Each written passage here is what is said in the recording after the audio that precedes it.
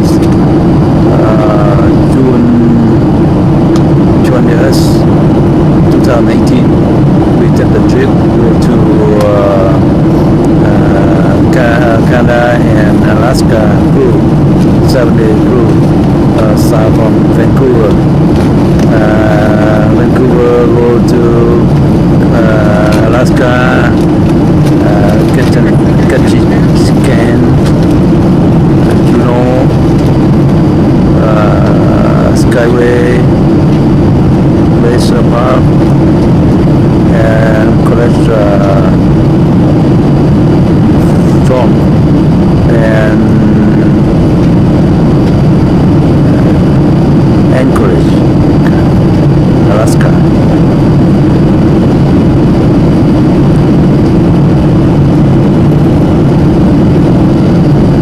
So on the sky here, we look down. We depart at LS at 6:05 a.m. on June 20th, 18. So we wake up at 3:30 a.m. today, go to the airport. Now the aircraft will land in Seattle, Washington.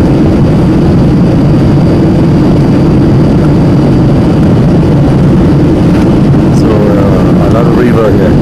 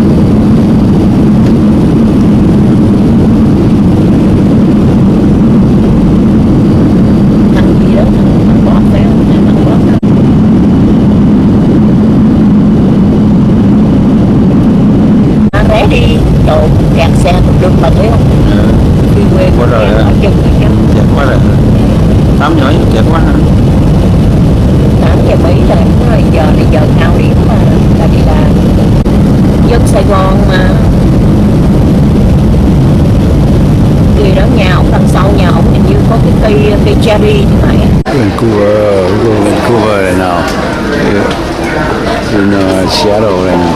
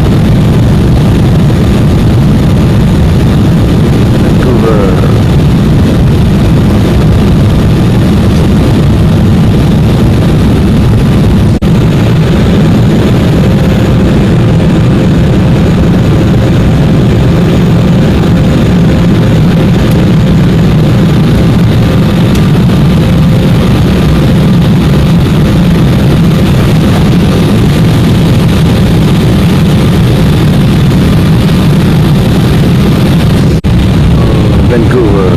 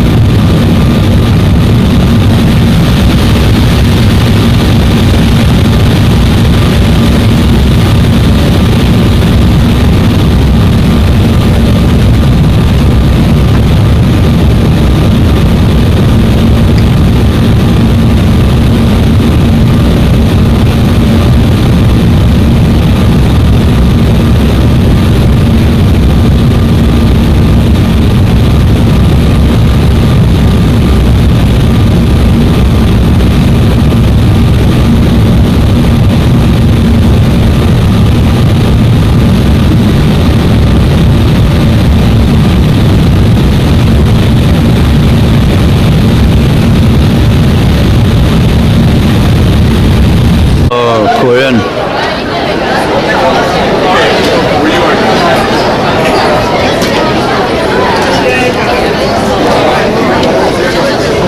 Where you from? Korea? Japan. Oh, nice.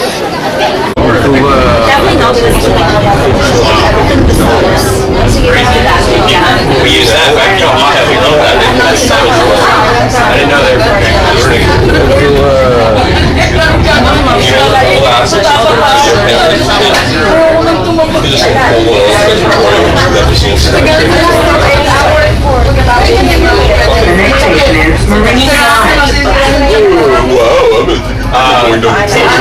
I think it was a baby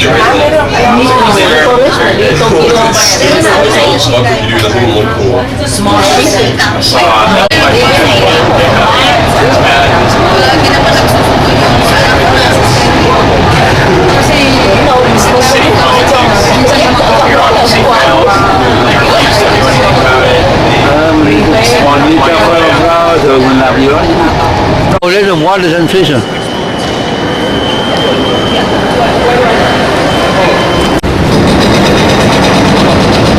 Bánh mì nè, bánh mì burger nè. Ok. Vancouver.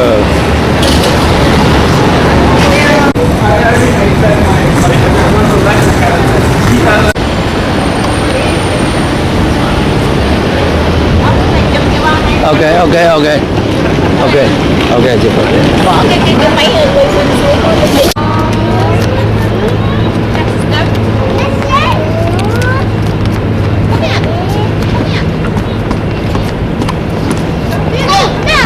Oh, Nhiều người vậy.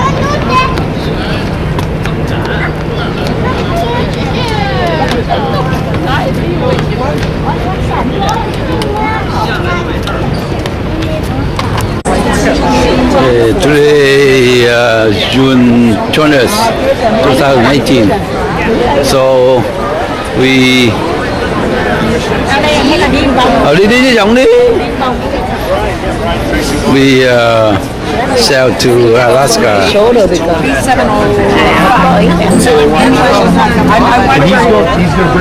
It's the Vancouver base.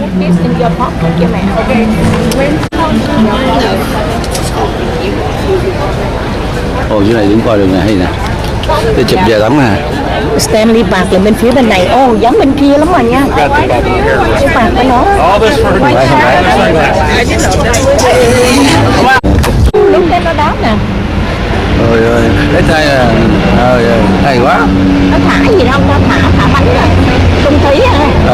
Bánh đâu cái hai cái phao á, có hai phao.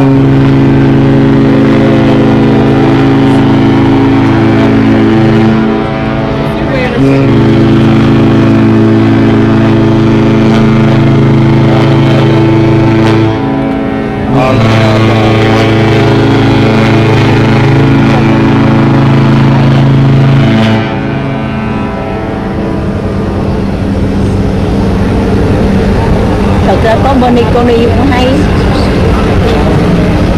Cái này có 2 tầng, mấy tầng dưới, 2 tầng vô. Đây của mình có mấy tầng ở trên này. Còn cái nhà này như một family ở balcony được phải 2, 4, 6, 8, 10.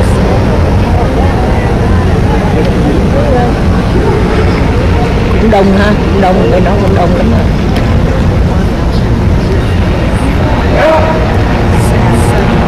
Nếu học cái gì vậy dễ chịu ha. Adios. Bon voyage. Cái thằng này là Volendam. Hôm trước của mình là cái gì Dam ta nhớ không? Rotterdam thì phải á. Rotterdam chứ.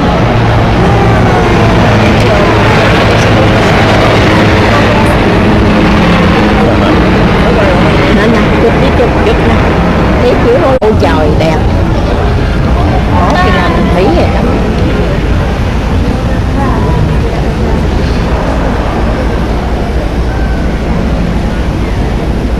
Để ra thì nó chụp nó có một cái cục này.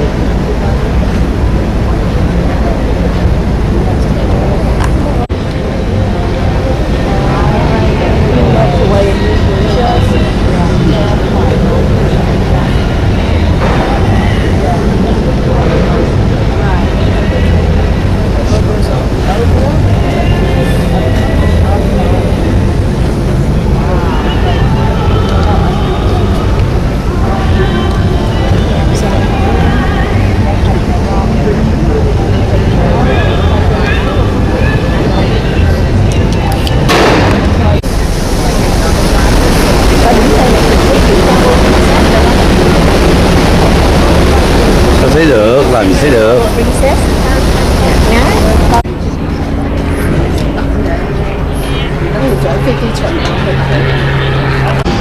À.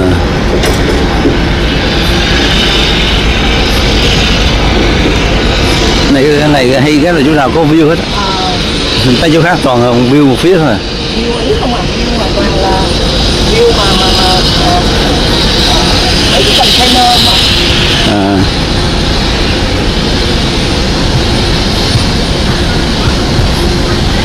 Chỗ nào mà dân Á đông nhiều.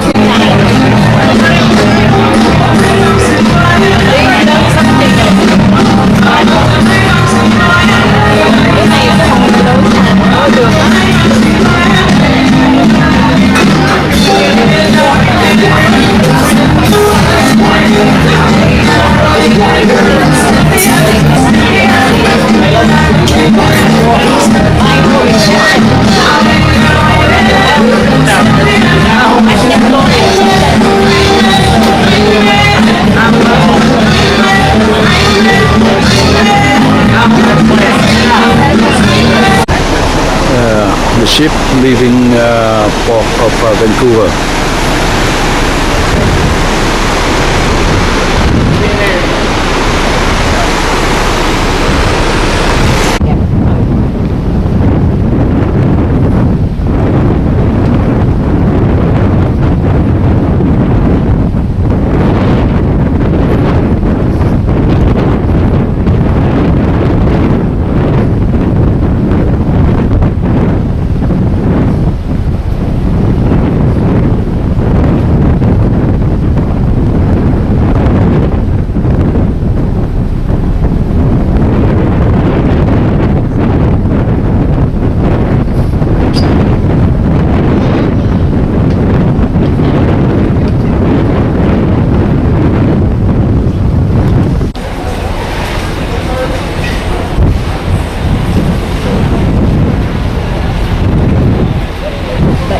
Vô dining room ăn á, đừng có ăn ý. Đi luôn nè. Anh Ao kêu. Thấy chưa? 4-5 con được à. siêu. Phải siêu không? Siêu. Because dolphin they're gonna jump up. Siêu.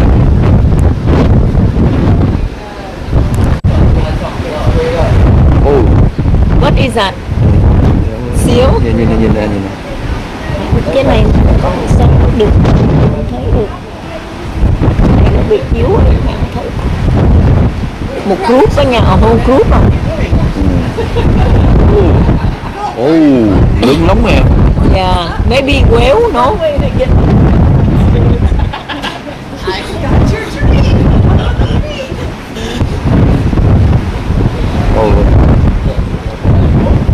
Đêm mưa hả? Đêm mưa phá.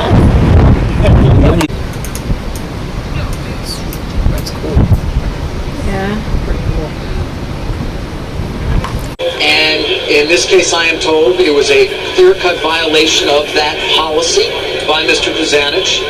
It was a relationship apparently that actually may have ended some time back, but was brought to the attention of Intel and its general counsel recently by another employee, because another policy says that when you become aware of violations of said policy, you need to tell somebody. And so apparently that happened only as recently as the last week or so. And they commenced an investigation. They found that it was true, and the board asked for his resignation. Policies like this are not uncommon. It makes me think back to a couple years ago when Lockheed Martin, the successor there, Chris Kubasik, very similar scenario unfolded, and that's actually how Marilyn Houston ended up becoming CEO. Kubasik is actually also now CEO of L3, but we have seen examples of this before. John Ford joins us on the phone this morning ahead of Squawk Alley in about an hour's time. John, you know Kucinich well. Your reaction to this, what do you think it means for the fate of the company and the plans that Kucinich had already put in place?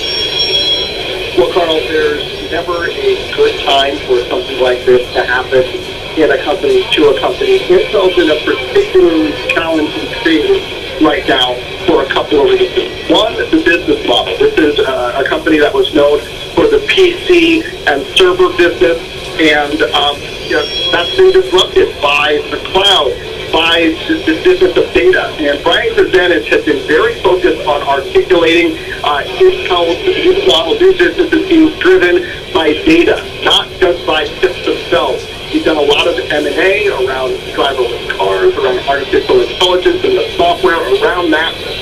That seems to have integrated decently well, but these are pieces that need to continue to be integrated into the business to adjust as the AI business and future evolve. It's going to take a strong leader to do that. Brian Kucinich came up through the chip fab business, very much known for making sure the trains run on time when it comes to manufacturing of chips. That's going to continue to be important for Intel's business model going forward, and it's not clear what type of a leader Intel is going to pick next. Will it be more of a marketing project management type? Will it be more of an engineering type?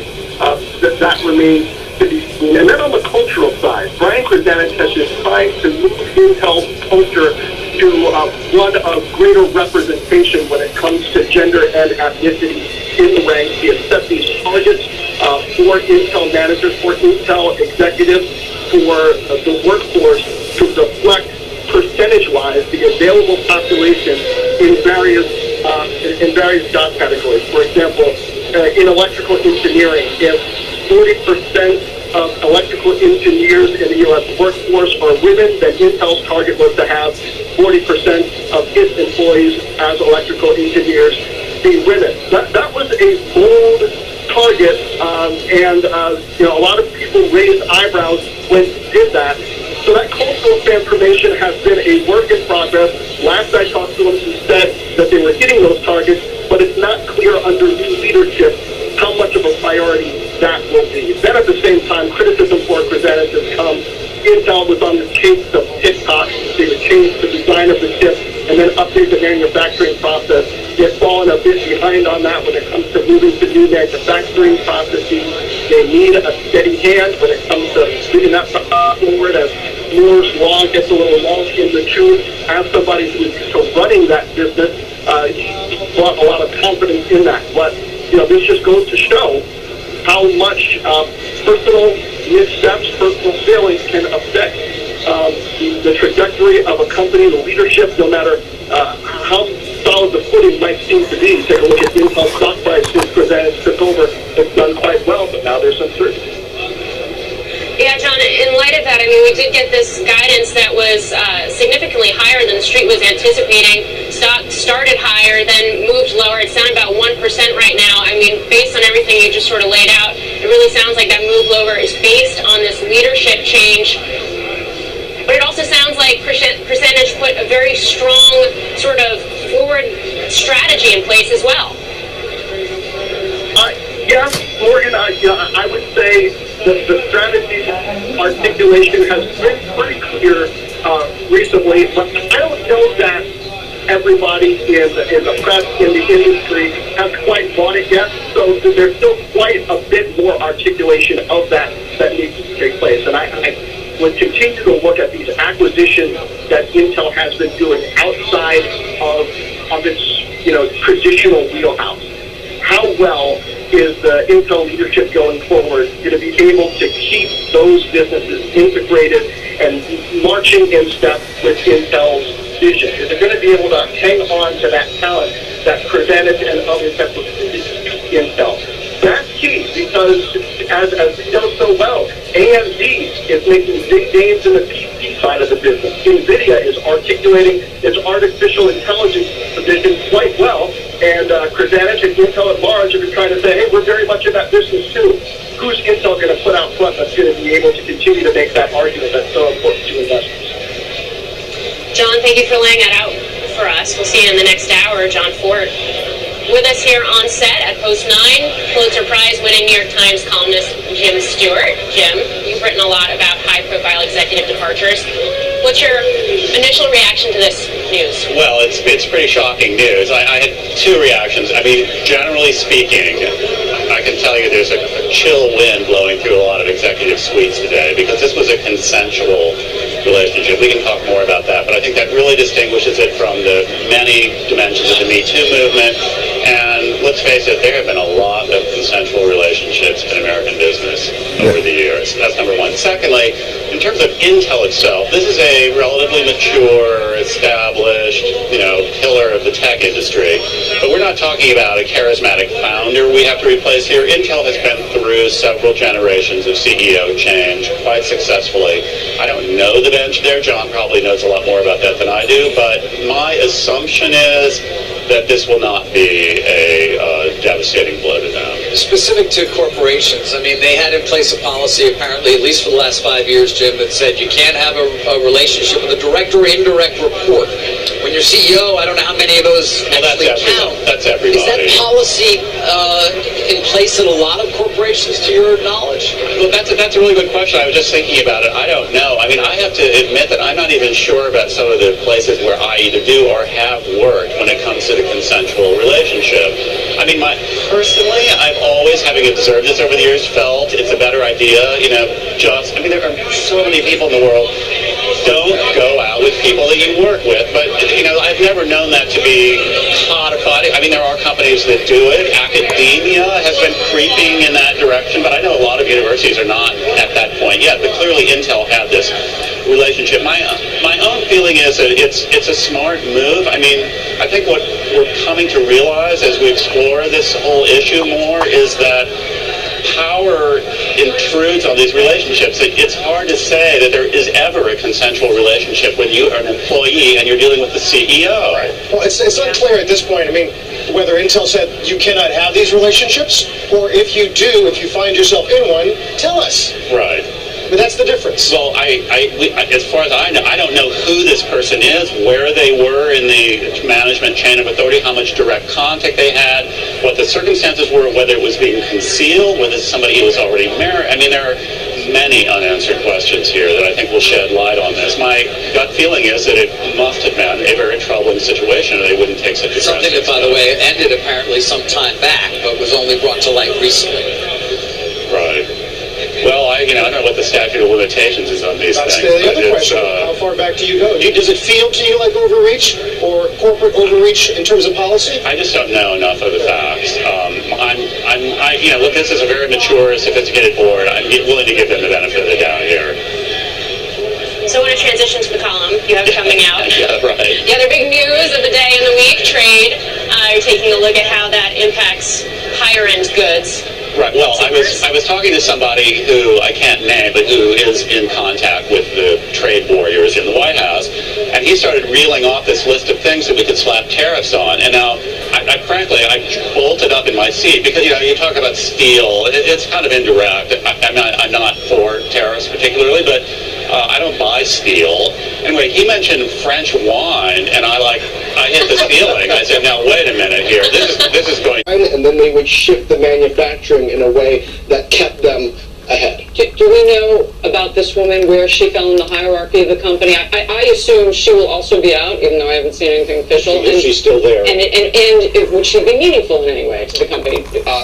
They haven't released many details, so. They have not released any details. Intel said to me that they had said all that they have to say right now. I'm continuing to try to get more information. Is the acting CEO, the CFO, in the running to become the permanent CEO? Or do you know? I wouldn't be surprised if he were in the running, but he's a relatively new CFO. He's only been in the CFO seat for roughly 3/4, I believe, 3/4 to a year. His predecessor, Stacy Smith, is one who would have been considered, I believe, but instead of taking another high-ranking position at Intel, he left Intel when when his predecessor was named as CFO. Also, when Brian Krzanich came in as CEO, he came in with Renee James, who was another well-respected engineer who had worked at the company. She came in as president. It was supposed to be kind of a 2-for-1 deal. She left. So there's a bit of a pipeline problem. How many CEOs out in Silicon Valley do you think are a little nervous at the moment? She asked rhetorically. Maybe a lot. This is one I personally, having talked to Krzanich quite a few times, could not have seen coming, but you never know. Thank you, John. John, thank you. John Ford. Coming up, AT&T launching a new skinny bundle. Our next guest says that's nice for consumers.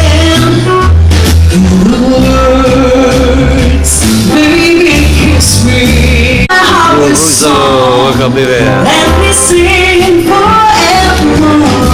Còn cái gì Phong đây hả? Quá trời. About pastry. 6,000 pastry consumer there. Go and taste a good, delicious cappuccino when you're going to send it to. Okay. Moving on there with our partnerships as well. Our Sinfully Delicious Chocolate Journeys program features decadent treats designed by world-famous master, your future cruise consultant, the one, the only, Dick Omes. Thank you, kind sir. How are we doing?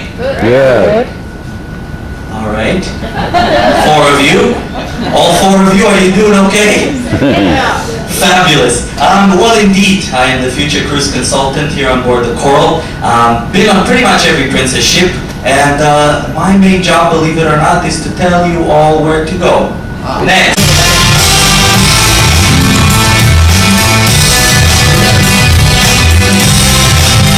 Thằng ấy nè.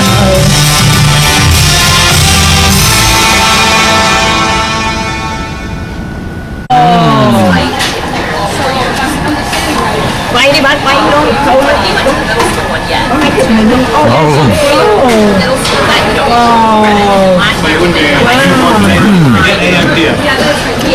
Đó tiền hết.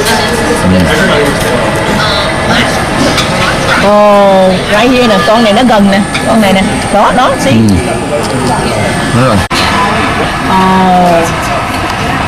There's a whole bunch of them. This year, top choice. Yeah, you don't want to sit there. You might get a team. Because you signed up for basketball. Cái này gần rồi. Nè.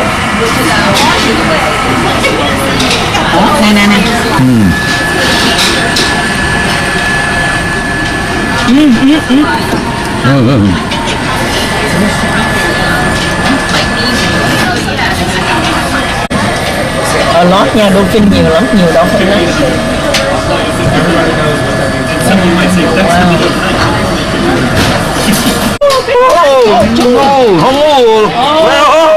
They're gonna flip the tail up.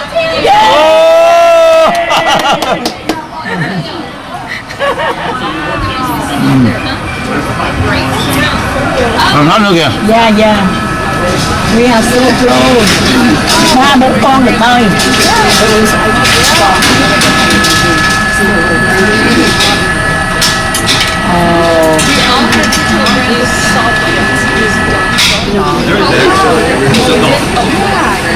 Ở lót nha, chỗ này ở lót á.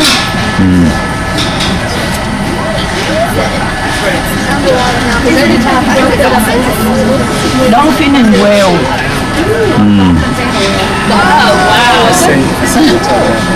Ở đâu đây vậy?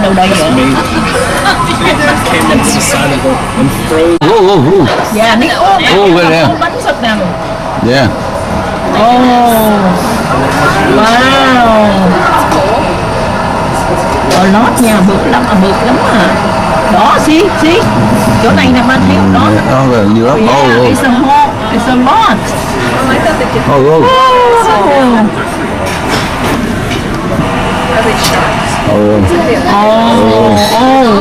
Cái này là con này là dolphin rồi, dolphin.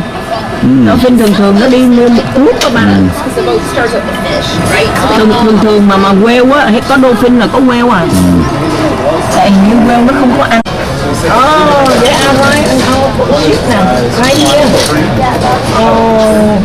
Right here nè bác này.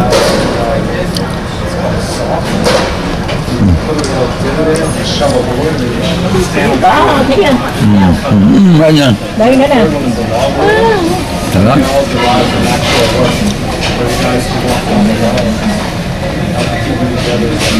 Kia nữa kìa, kia là ba con nó bơi cùng lúc.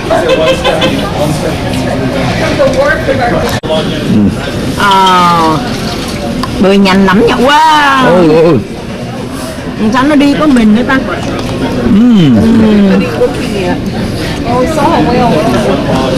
Con gì gan không? Hả? Con gì? Stingray. Yeah, stingray. Chỗ này có lý quá nào. The big 10 of the Alaskan wildlife. So without further ado, let's put your hands together and welcome to the stage your naturalist Don Halston.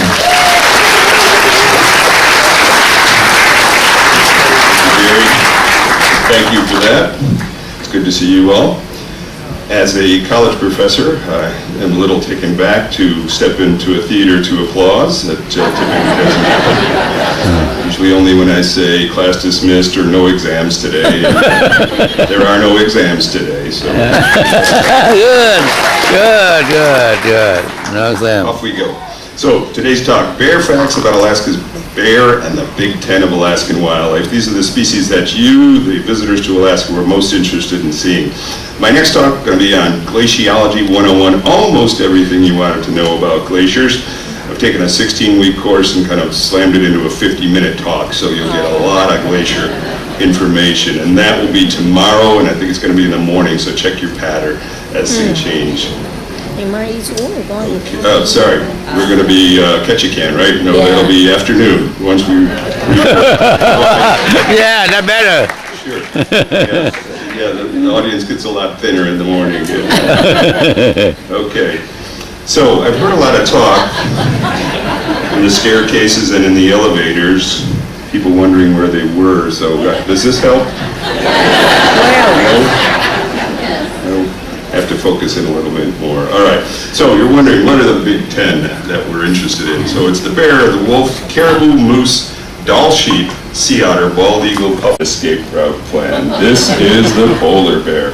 And we won't see this on our voyage, and even those who go into Denali and the interior won't. You have to go pretty far north latitude to see the polar bear in Alaska. But it is one of the bears up here, so I thought I would add it to our talk.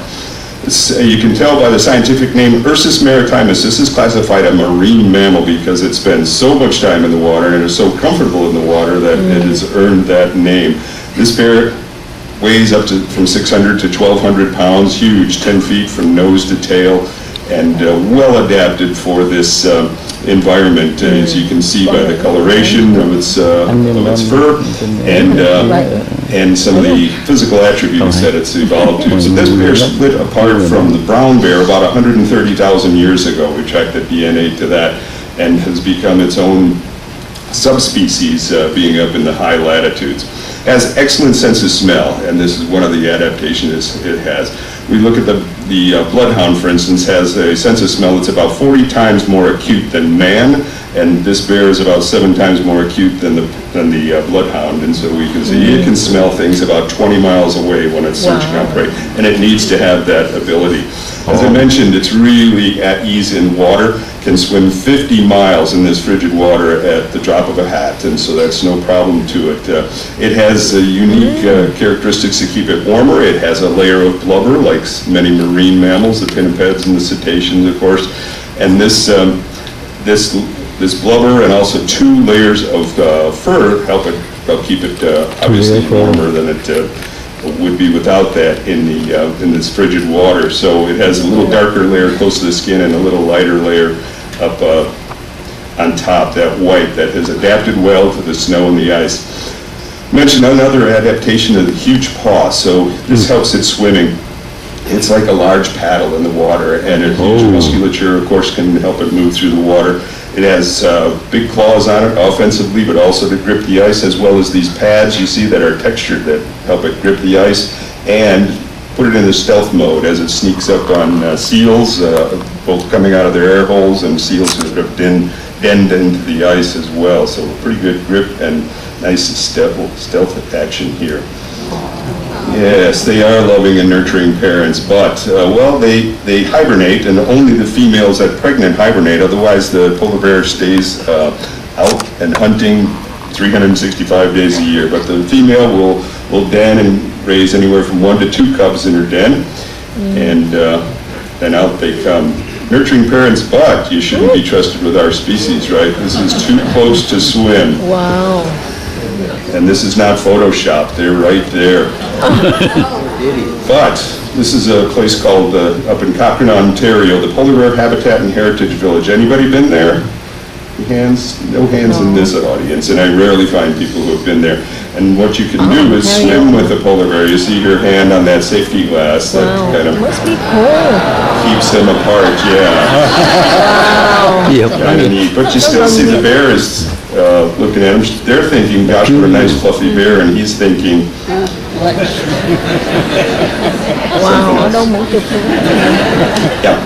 Polar bear research, what are we doing? Looking to identify and catalog individuals as we do with many species, and we use photography for that, and it's been a real boon to tracking individuals, tracking their movements, where they move throughout their habitat, and documenting their behavior. Of course, behavior scientists are always looking to understand why an animal does what it does.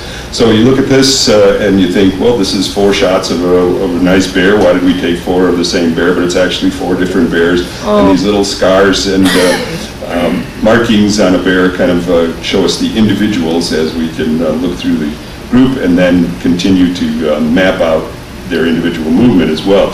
Darted, collared, and marked for research. You can spot them from the air in a fixed wing or a helicopter against the ice, and this is how we help track them. Their survival is threatened, the polar bear, because their habitat is really changing up there. And that's for their World Wildlife Fund. And on the left-hand bottom here, we see the subpopulation size, the little dot, less than 200, and the big dot up to about population in blue. So you can see most of the area is really being threatened at this time. Well, we won't see the polar bear, as I mentioned there. You can see there's one left in the Anchorage Zoo, so if you went to Anchorage, you could see a polar bear here. And if you stopped at the little town of Hoona, right across from the opening of Glacier Bay, you could see this German Shepherd that they call polar bear, and that's about as close as you're going to get. All right, staying in the same genus, what is it? Shout it out. Brown bear, grizzly bear. No, actually I led you down that pathway wrong. It's actually a black bear, and we can see some of these physical characteristics, and I'll show you the differences between these. They have tall ears here and this straight face, that it's actually a black bear. Ursus americanus. And this bear, 180 to 200 pounds, older bears up to 400 pounds, big males, and in some areas in the interior in the US and Canada, you can find a 600-pound black bear, so they can get pretty big. As I show you here, they're from a young age, they're taught to climb very early on, and they carry that up into adulthood. They can see the world. He's kind of throwing me a look there, and this is with telephoto lens, just so you know, you don't want to get too close. and off they go. And now this was just last year I found this guy up in the Skagway area as well, another black bear. And this guy's much bigger. You can see he's probably tipping 400 pounds. You can see his face is also covered with dandelion seed. And when they first come out of hibernation, they are ravenous. And these bears are omnivores, so they're very good at computer work. That's what that means. They eat vegetation and meat, and about 80% of their diet is vegetation.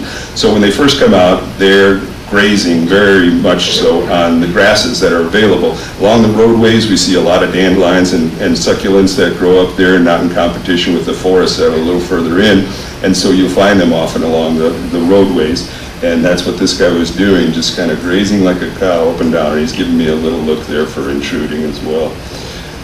Many of you may go to Taku Lodge, and there's a bear there that often stops in after they've finished with their salmon cooking and comes over to the grill and cleans it for them. Old Scarface, they call it, a lot lankier bear. And then we can look at, as you saw that first photograph, and many of you thought it was a brown bear, or you called it a grizzly bear, that the coloration varies in the black bear, and so we see different colors. They also have two color coats, a little darker coat close to the skin, and then up towards the surface, a little lighter coat. And you can see the look of these strange looking bears. So up in the upper left, that's sow and cub, and bottom right, sow and cub. It'll be kind of neat to run into a ghost bear from a distance. All right, this is the bear that most people want to see when they're up here, again from a distance. Ursus arctos middendorfi is really a subspecies, extremely rich population of salmon.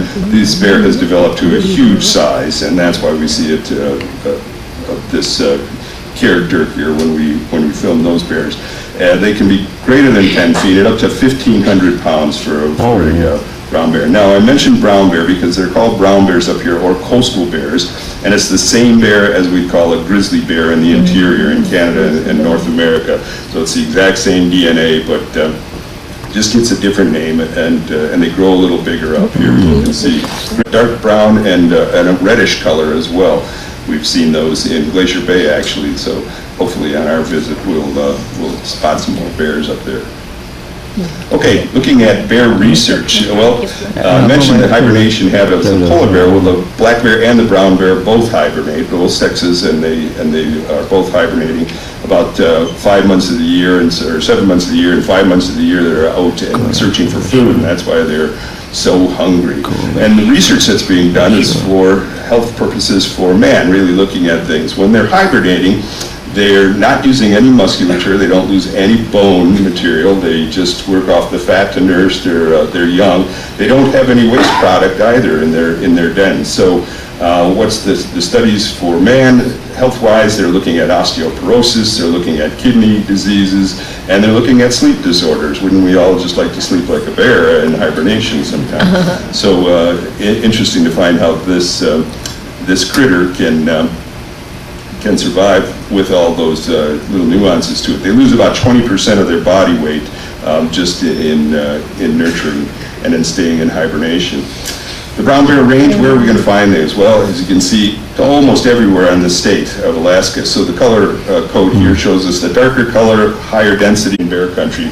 So the three things you want to pay attention to is recognizing signs of their presence, recognizing their behavior patterns, and then knowing what to do if confronted, right? Isn't that good information? So you're hiking along and you walk through a particular path that's being used. You can see the markings on trees. They like to leave markings. They're also sharpening their claws to make good impressions on the visitors. But it's something that is just telling others that this is their territory. So always try to use deterrence as well. If you're hiking in a group, sing as you're walking along the trail, talking loudly is always good. It lets the bears know you're around. They typically know you're there before you know they're there. So wearing bear bells, wearing shiny pieces of metal on your clothing, and taking bear spray, a pepper spray, is effective in kind of warding them off if you get into some face-to-face confrontation. Also recognizing bear scat on the trail. They like to do that along the trail to mark their trail as well. This is an apple pie. This is a family show. So just imagine this as I talk through it. So black bear is going to be a smaller pile, hard to relate unless you see them both next to one another, but typically with berries and pieces of vegetation in it. Also maybe the fur of small mammals. That's what you're going to see in black bear. On the other hand, brown bear is going to have pieces of bells and shiny metal. Smell like pepper. So it makes you wonder. All right. Being jocular, but do be careful. Recognizing behavior patterns. So what we see here, as I mentioned, the bear probably sees you well before you see a bear.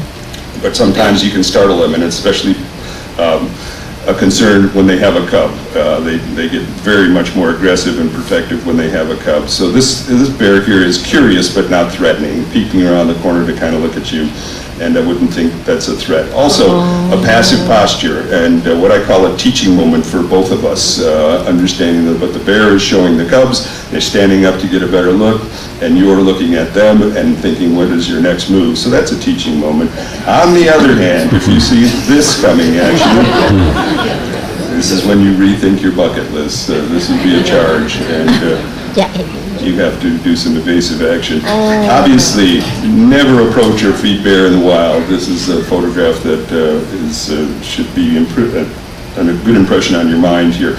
You wonder what happens when Paw runs out of food, right? It's never good. So even a bear this size, what doesn't look very large, is extremely powerful, and with one swipe of the paw can cause injury. They can move. All right, let's reviewing some of the things that we've just talked about in identifying. So this is the brown bear on the left, obviously. You see the dish face, the short ears, and the big shoulder hump. On the black bear, straight face, tall ears, no shoulder hump. If we look at the footprint, it can get a little ugly. So everybody's on your own, but no, that's the situation. The black bear, they recommend fighting back. Black bears are more aggressive. They actually cause more contact and more fatalities by the black bear than they do the brown bear, just because they're an aggressive species. So you kind of smack them in the head and the face and try to divert that. Myths about bear. Well, let's cover those. Their sense of smell is not that keen. I've kind of covered that with all the species, not just the polar bear. They have a very keen sense of smell. They smell you before they even see you. They cannot run downhill. You may have heard that. I have seen them run downhill, so don't think just because you're seeing them on a hill you can get closer to them. They can move extremely fast downhill. It was thought just the different length of their forearms and legs were different and keep them from moving. All right, off of bears. Moving on. You may only hear them at first. You may catch a rare glimpse.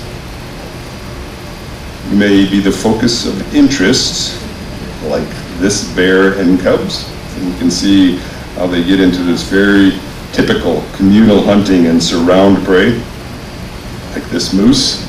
It's probably time is limited. You hope never to annoy them. Alaska, so here we are, rams and ewes kind of staying separate. So there's the range we'd expect to see them. High mountains in the Brooks Range, the Alaska Range, the Chugach, and some of these other small mountain ranges around here. But most of the time they're back in the water, and so that's where you're going to find them, swimming on their backs. They often will have their pup with them and swimming on their chest. We've seen those every week like that.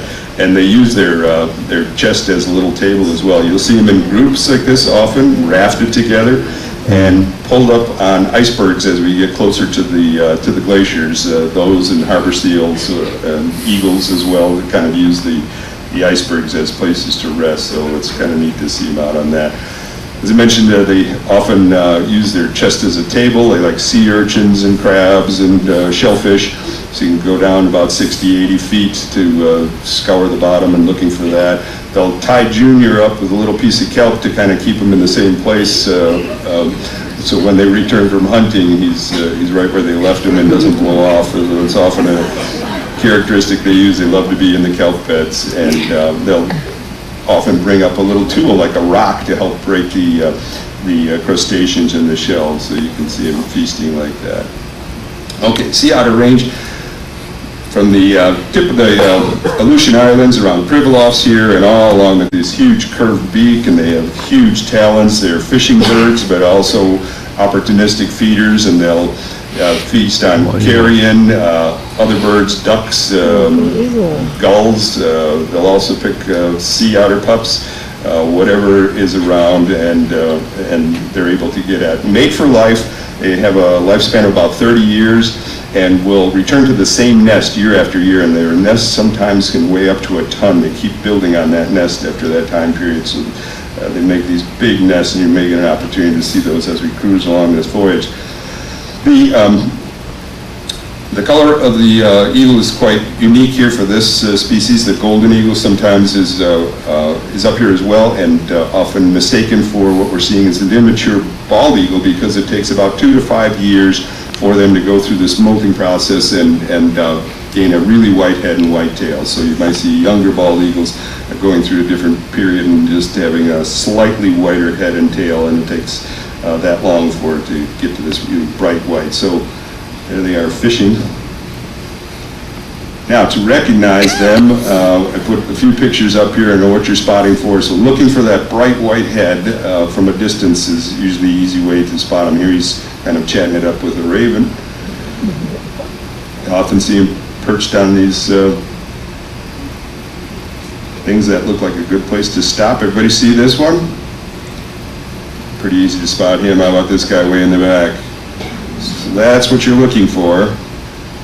And along the shore as we cruise through these narrows.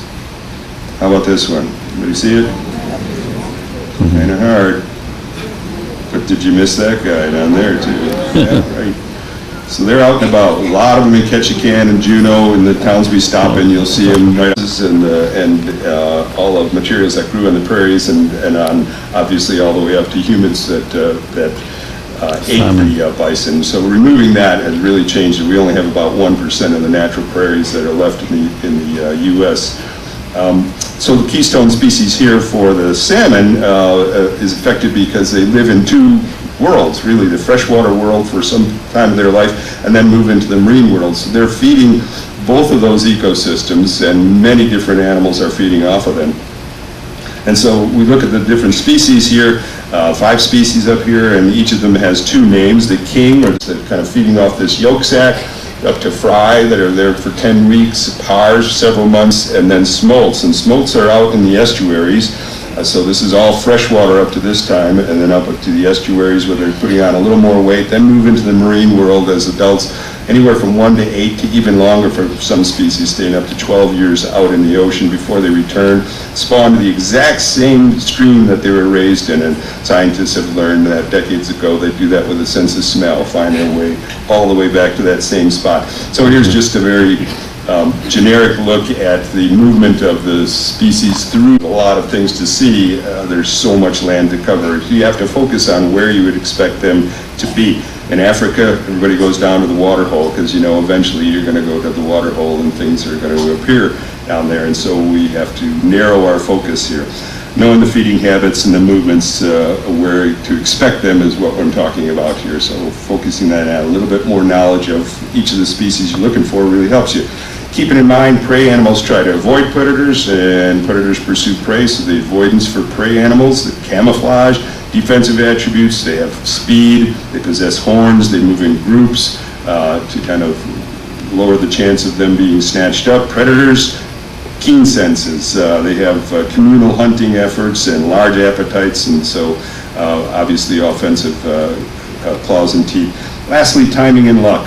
That's what it depends on, right? So even for a honed naturalist or a person who wants to be out in the wild quite a bit, you really have to be the right place at the right time. So people often say, you know, I've gone my whole voyage and didn't see a whale. I was on the wrong side of the ship.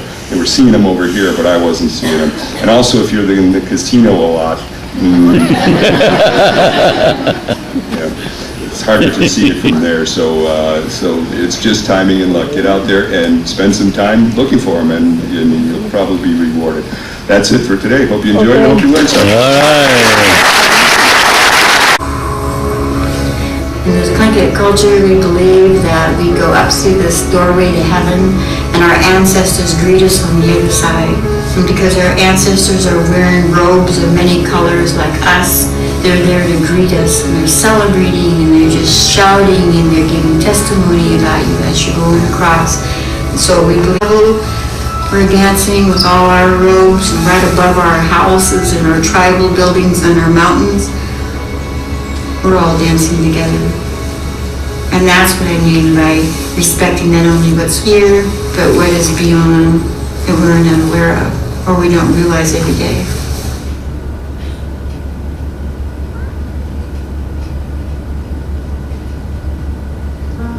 When I first came to Alaska, I thought maybe I could live like a hermit's lifestyle. I discovered that I'm not a hermit.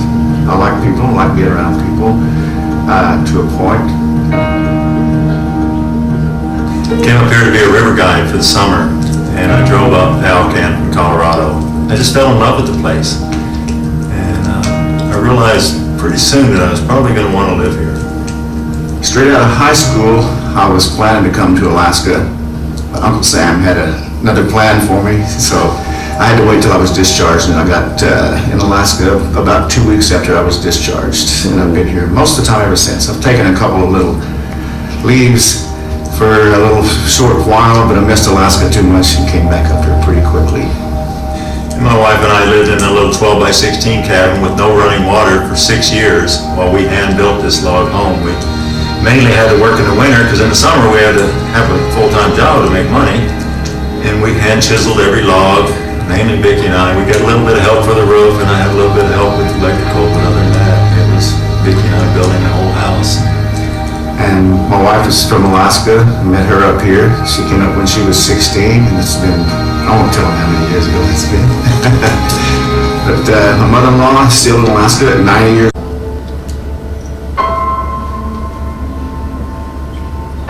Whenever we saw what was happening, I went inside and grabbed the gun, and I chambered around, and they were too close together to shoot.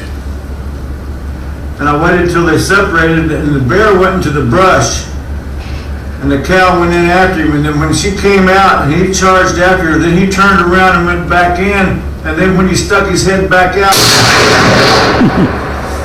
I was ready. I had the crosshairs right there on him, and he just kind of stepped into the crosshairs because there was no chance to shoot until they got a little bit separated. I didn't want to hit the cow. That's what I was trying to save. But when he stepped out just a little bit and gave me a clear shot, the crosshairs were on him and I pulled the trigger. It was a simple matter of being... It happened very fast, less than a minute probably from the time we saw that situation, to size it up, to get the gun, to get scoped in. But the thing was, the gun was ready. The gun was zeroed. I knew it was zeroed. I just shot it a day before that and getting ready. You know, moose season's coming up. I want my rifles to shoot where I point them. Here for a small fraction of the time that they've been here because they came here first.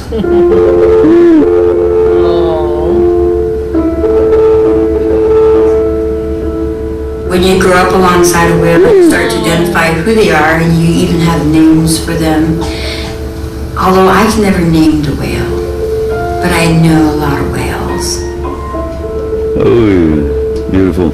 We learned how to live on the land by watching and observing them, how they lived and how they went about their daily life. That's how we learned how to survive in some people deem as an almost inhospitable environment, but we learned how to live and survive from them, so it's their land.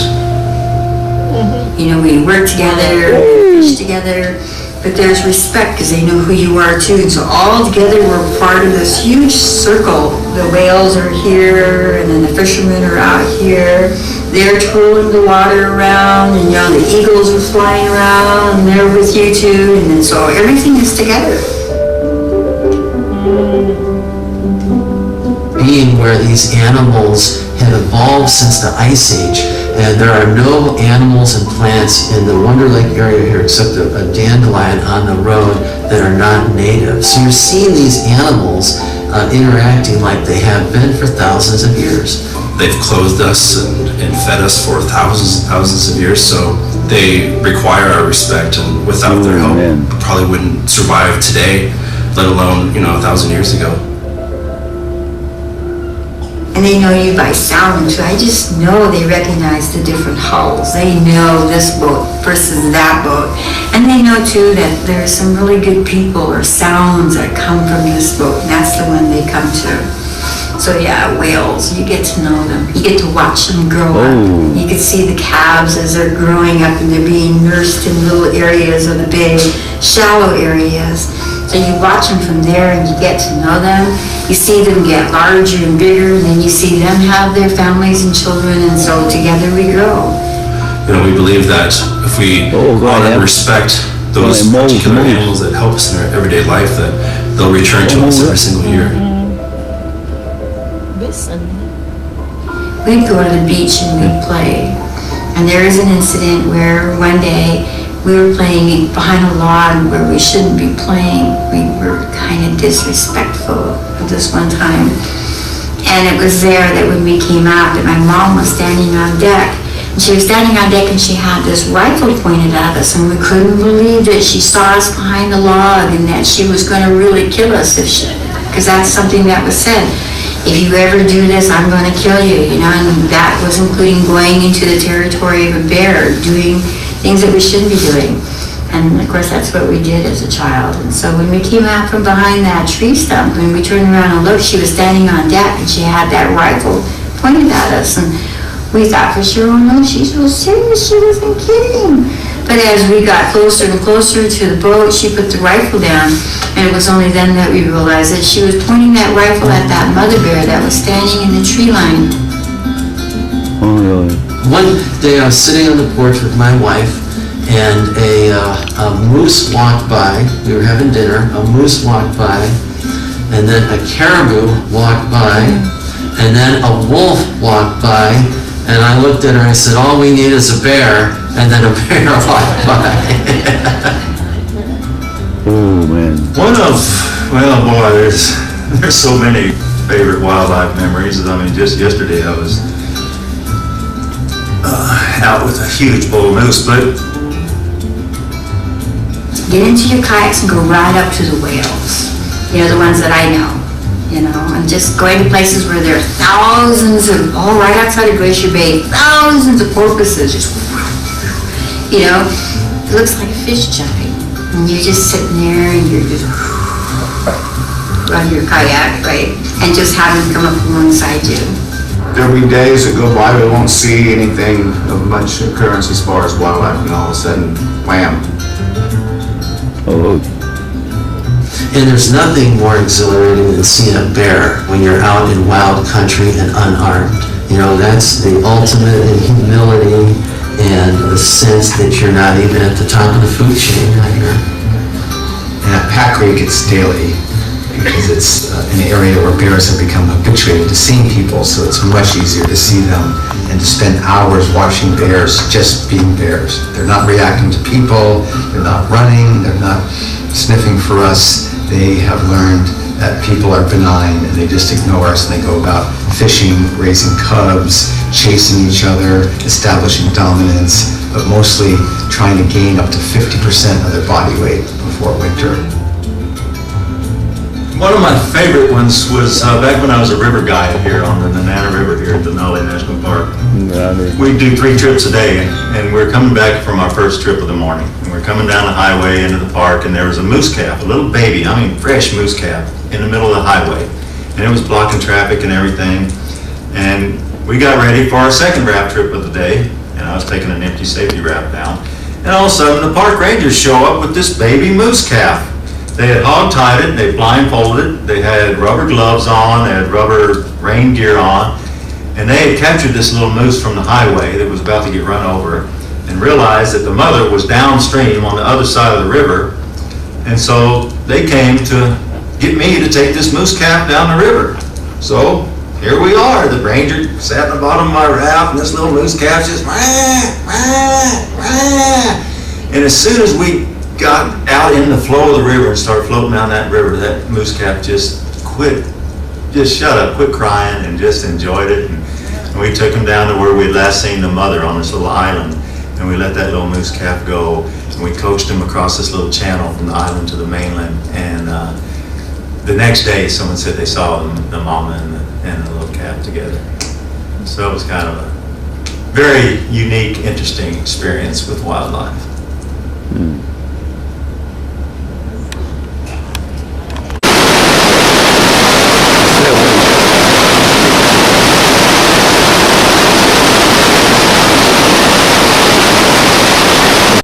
The fabulous champagne, and we're going to pop that first bottle there, and I need you to count down with me. Here we go, on 10, 9, 8, 7, 6, 5, 4, 3, 2, 1. Ladies and gentlemen, welcome aboard! Blue Jay Quartet, take it away. As we welcome you down, you're all more than welcome to come on up here to the podium for some photos, free champagne, and off you go. Blue Jay Quartet, thank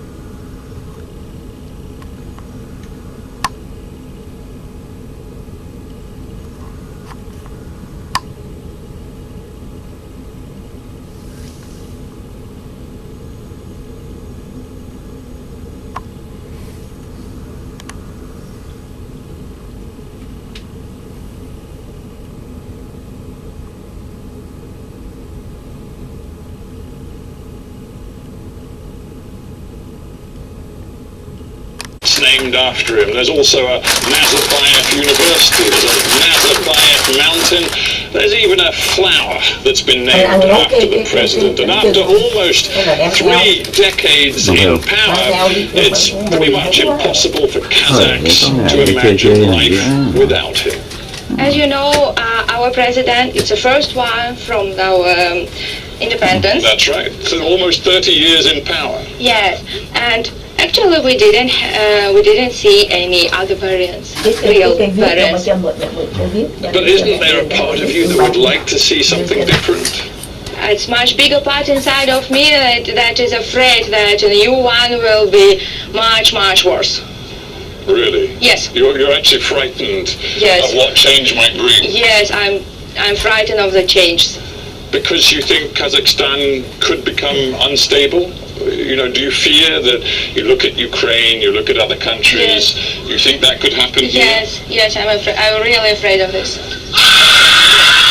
Last month, the Nazarbayev regime gave a glimpse of its iron fist. Small groups of protesters demanded the release of dozens of political prisoners in several Kazakh cities. Paramilitary police squads rounded them up and took them away.